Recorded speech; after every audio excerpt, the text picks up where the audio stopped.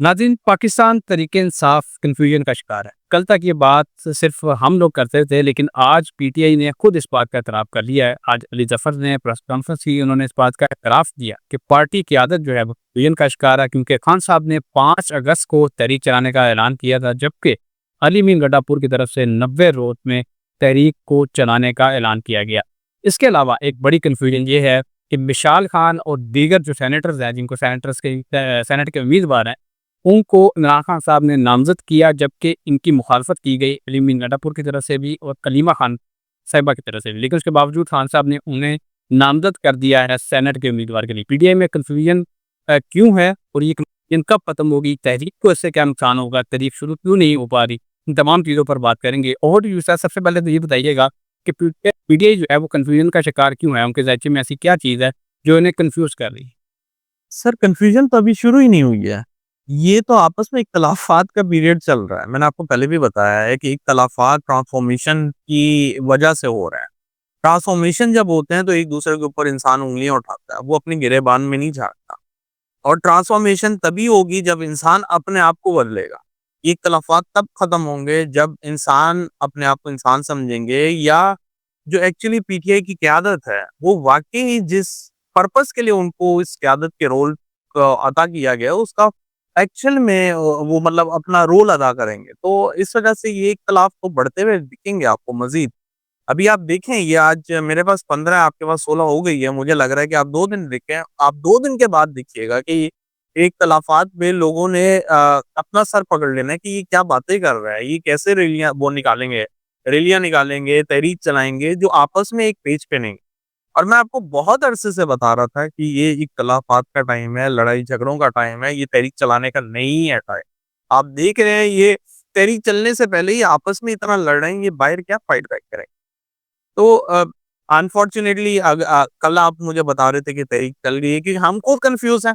हमें पता ही नहीं है कि तहरीक चली है, नहीं चली है, ये चलेगी, 90 दिन बाद चलेगी, क्या है, हमें भी नहीं पता। लेकिन सितारों की रोशनी में मैंने आपको बता दिया था कि ये तहरीक चलाने का सही टाइम नहीं है। अगर ये इस टाइम पे चलाई जाएगी, तो इसका सिर्फ़ नुकसान होगा, और अगर इसको ज़बरदस्ती पेस दिया जाएगा, तो लोगों की जानों का नुकसान होगा। ठीक है। सर, आपने एक प्रेडिक्शन की थी, कल ही आपने ये बात बता दी थी कि अब आप आने वाले दिनों में देखते जाएँ कि होता क्या है। अभी तो इख्तिलाफ़ात बढ़ेंगे। एक क्लिप आपने जो बात की थी, वो क्लिप मैं दिखाना चाहता हूँ ऑडियंस को, वो क्लिप मुलाहिज़ा फरमाएँ। अब ये तहरीक अगर इस टाइम पे चलती है, तो मैंने आपको पहले भी बता चुका हूँ, अब तो मेरे ख़्याल से आपको भी पता होगा जून-जुलाई कैसे महीने हैं, तो जून-जुलाई में इनके क्या रिज़ल्ट निकलेंगे, क्योंकि इस तहरीक के स्टार्ट होते ही यूँ समझें कि आपस में इनके तसादुम शुरू हो गए हैं, आपस में बहसबाज़ी शुरू हो गई, तो आप आगे अंजाम का क्या अंदाज़ा लगाएँ? तो मुझे नहीं लगता कि ये तहरीक को इस तरह से स्टार्ट होना चाहिए। अगस्त बहुत अच्छा महीना है, मैं आपको जून से बोलता हुआ आ रहा हूँ कि अगर ये अगस्त में रखेंगे, तो मुझे इस तरीके में अंदर कुछ दम दिखता है। बट अगर अली अमीन गंडापुर इसको लीड ना करें तो। अगर इसको अली अमीन गंडापुर ने लीड करना है, तो जून हो, जुलाई हो, अगस्त हो, कोई भी महीना हो, वो उसका नतीजा आप लोग 1.5 साल से देखते हुए आ रहे हैं, और वो सेम ही हो। जी, तो नाज़रीन, आपने ये क्लिप मुलाहिज़ा फरमाया, सर के एग्ज़ैक्ट वर्ड्स हैं। सर ने कहा था, अभी आप देखते जाएँ कि आगे-आगे होता क्या है, क्योंकि पीटीआई ने गलत टाइम पर तहरीक चलाने का ऐलान कर दिया है। सर, इमरान खान साहब ने तो बड़ा अच्छा वक़्त बताया था, आपने बताया था अगर अगस्त में ये तहरीक चलाई जाती है, तो उसमें पीटीआई को कामयाबी मिल सकती है। लेकिन मुझे एक चीज़ क्लियर कर दीजिएगा कि तहरीक अभी शुरू नहीं हो रही। अली मीर गंडापुर के ऐलान के बाद तो इख्तिलाफ़ात शुरू हो गए हैं, और यहाँ तक कि सलमान अकरम राजा ने ये बात कर दी है कि अली मीर गंडापुर के ऐलान को हम मुस्तरद करते हैं। एक ज़रिए के बयान को हम मुस्तरद करते हैं। सर, ये तहरीक क्या 5 अगस्त को ही शुरू होगी या इसी महीने शुरू हो जाएगी? इस महीने के आखिर में शुरू हो जाएगी? ये भी बता दीजिएगा। ज़रा क्या बताएँ? देखें, ज़ायचे के हिसाब से तहरीकों का स्टार्टिंग पॉइंट मुझे ऐसा लगता है कि अगस्त में ही होना चाहिए। अगर ये उससे पहले होगी, तो मैंने आपको ऑलरेडी बताया हुआ है कि इसमें सिर्फ़ इख्तिलाफ़ात, लड़ाई-झगड़े और फूट पड़ेंगी, मज़ीद ये हैं मामलात आउट ऑफ कंट्रोल होंगे। और एक्चुअल में ये आउट ऑफ कंट्रोल इसलिए हो रहे हैं कि पीटीआई के फाउंडेशन चार्ट में ट्रांसफॉर्मेशन का टाइम चल रहा है, मैंने बहुत दफ़ा बताया। और वो एक ट्रांसफॉर्मेशन का टाइम, फिर एक ये नई तहरीक की बातें, तो ऐसा लग रहा है कि बहुत ज़्यादा जो शेफ़ है ना, एक ही डिश को बनाने के चक्करों में लग गए हैं। और वो जब बोलते हैं ना कि सारी कड़छियाँ एक ही डिश में पड़ जाएँ, तो फिर आपको पता है क्या बनने वाला है।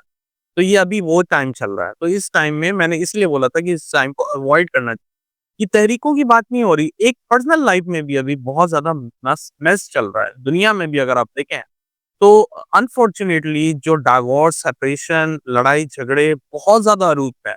मेरे पास डेली बहुत सारी क्वेरीज़ आती हैं। अनफॉर्च्यूनेट है लेकिन ये चीज़ें बहुत अरूप पे हैं। इसीलिए मैंने आपके प्रोग्राम से एक रिक्वेस्ट की थी हमारे व्यूअर्स को कि कोशिश करें इस टाइम में आराम से काम रहें और जितना हो सके अवॉइड करें इख्तिलाफ़ात को। अगर आपके ऐसे मामलात चल भी रहे हैं, इस चीज़ को for the time being hold कर लें, पॉज़ कर दें। आगे जब टाइम बेहतर होगा तो ये इख्तिलाफ़ात बजाय बिगड़ने के आपके सॉल्व हो जाएँगे। तो ये टाइम ही क्रिटिकल है। काफ़ी लोग डिप्रेशन का शिकार हुए हैं, बहुत से लोग परेशान हैं, बहुत से लोगों को ऐसा लगता है कि आगे उनके लिए कोई उम्मीद नहीं है, कोई किरण नहीं है उम्मीद की। तो ये टाइम ऐसा ही है, पूरी दुनिया के लिए मैं पीटीआई की बात नहीं कर रहा हूँ। ये टाइम ऐसा है, इस टाइम को इन्होंने चुना है तो फिर आप रिज़ल्ट आप फिर आपके सामने ऐसे ही आएँगे। आप अच्छे की उम्मीद ना रखें इसके। ठीक है। सर एक इम्पोर्टेंट क्वेश्चन ऐड करना चाहूँगा, हमारी ऑडियंस में से कुछ लोगों ने ये सवालात अक्सर किए हैं, लेकिन मैंने कहा चलें आज ऐड कर लेते हैं, मौका भी है। खान साहब के हवाले से कहा जाता है, कई एस्ट्रोलॉजर्स ये बात करते हैं कि उनके साथ कोई रूहानी ताकतें भी हैं, जो उनकी मदद करती।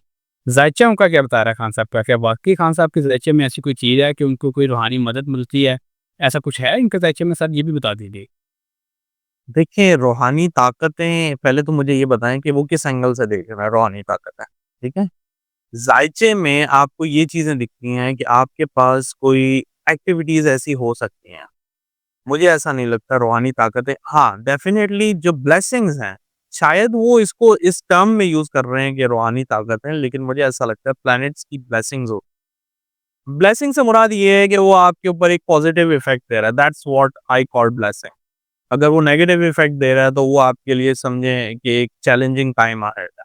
तो मुझे तो ये ब्लेसिंग दिखती हैं कि प्लैनेट आपको जो है एक तरह से फिज़िबिलिटी दे रहा है, एक पॉज़िटिव आपके ऊपर कर्म कर रहा है या एक नज़र दे रहा है जिसकी वज़ह से आपके मामलात बेहतर होंगे। मुझे ऐसा पॉसिबली नज़र नहीं आता रूहानी ताकतें स्पेसिफ़िक ये जो बोल रहे हैं रूहानी ताकतें वो कॉम्बिनेशन समझाएँ मुझे कि किस तरह से उनको रूहानी ताकतें नज़र आ रही हैं। ठीक है सर, एक लास्ट क्वेश्चन करूँगा, उसके बाद प्रोग्राम का इख्तिताम करेंगे। वो क्वेश्चन इम्पोर्टेंट भी है। वो इस वजह से कि आपने कहा अगस्त में अगर तहरीक शुरू होती है, खान साहब ने भी ऐलान कर रखा है 5 अगस्त का, तो सर ये तहरीक क्या एक खूनी तहरीक होगी, जैसे अक्सर पीटीआई की तहरीक होती है, या फिर पुरअमन तहरीक होगी और इजाज़त दे देगी पीटीआई को कि आएँ एहतजाज करें, अपने मुतालबात रखें, हमसे मुज़ाकरात करें। बात मुज़ाकरात की तरफ जाएगी, पुरअमन तहरीक होगी या खूनी तहरीक होगी? ये भी काइंडली क्लियर करो। देखिए, मैं आपको एक कोशिश करता हूँ समझाने की। 1 दिन के अंदर 12 दफ़ा जो है ज़ायचा बदलता है। अब 1 दिन में कौन लीडर होगा, किस टाइम पे स्टार्ट करेंगे और उसके अलावा कौन लीड करेगा, ये सब चीज़ें देख के ही मैं बता पाऊँगा। ऐसे मैं नहीं ब्लाइंडली बोलना चाहता। ठीक है। बहुत शुक्रिया सर, आपने अपने कीमती वक़्त में से कुछ वक़्त निकाला और इतनी ज़बरदस्त प्रेडिक्शन हमारे साथ शेयर की। इंशाल्लाह नेक्स्ट प्रोग्राम में ऐसे ही दिलचस्प टॉपिक के साथ दोबारा पेश होंगे। अगली वीडियो तक के लिए मुझे और मलिक महबूब साहब को इजाज़त दीजिए। अल्लाह हाफ़िज़।